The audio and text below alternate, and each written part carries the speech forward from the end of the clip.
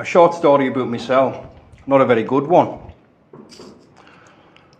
I had a bit of a difficult breakup. I was married for 10 years, got 4 lovely girls.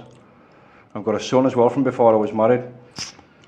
But the relationship took a turn for the worst, and it resulted in us not seeing my kids for about 5 months. I was off my nut for 5 months. It was a really difficult time not seeing my kids, and the longest I've ever been away from them, you know. But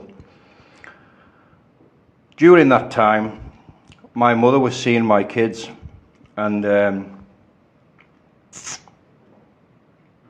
mean, I wasn't happy about that at all, and I thought my mother was, you know, being devious and lying to us. Mm-hmm. She actually wasn't. All my mum was doing was trying to maintain a relationship with her grandkids, you know. Yeah. And when I got wind of it, mate, I was off my nut for days, but I was semi-sober when I went round, and I went round to my mum's house with the intention of kicking off. I've ended up losing it completely, and I punched my mum, and put her in a choke.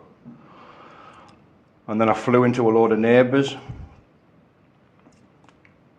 and I've had a lot of shit over that, you know what I mean, a lot of shit over that. But I accept it for what it is. People are going to have an opinion on people that do stuff like that. So there's not a great deal I can say about it. Takes a big man to admit that. Aye, mate, maybe. But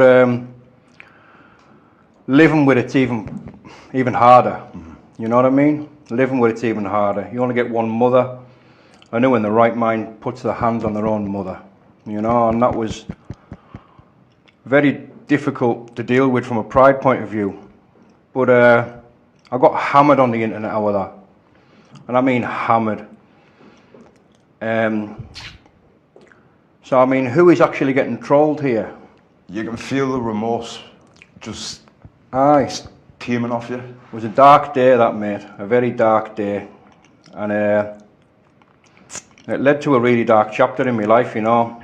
My granddad, who had raised us as his son, turned his back on us, you know. Right. How difficult was that for you at that period? At that time in my life, it was probably the most difficult thing I've ever had to deal with up until that point.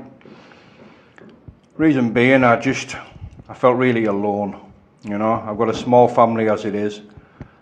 My granddad was always like a dad to us.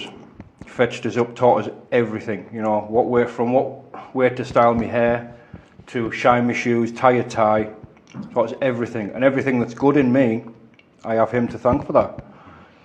And for him to turn his back on us in the way he did was completely justified for him. But for me, it was a painful time, you know. Very painful time. And the level of shit that I got over that on the internet was unreal. And I mean, I'm a sucker for engaging with people on the internet, you know what I mean? And I'm nowhere near as bad as I was, but you know, you grow over time, you know what I mean? We're getting a massive amount of abuse, and the whole situation was misread, to say the least, but it was what it was. I mean, I'd done them things, and I had to live with that, and I still live with it. You know, it was a terrible chapter for me. How did that change you at that time when your granddad turned your back on you? It sent us into even a worse state than I was in before I went round and attacked my mother, you know. Right.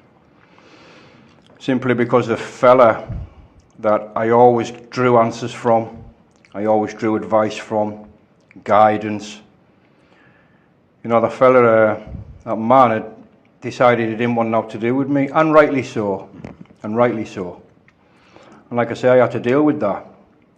It was very difficult, you know, and a lot of things unfolded from that point, but it did lead to me, you know, reuniting with my granddad, and he forgave us, you know, and that was powerful, mate. What commitments did you make with yourself to change after that period? Nothing initially, you know. I either got off my nut for months and months on end. I got off my nut, and try to blank it out, you know what I mean? But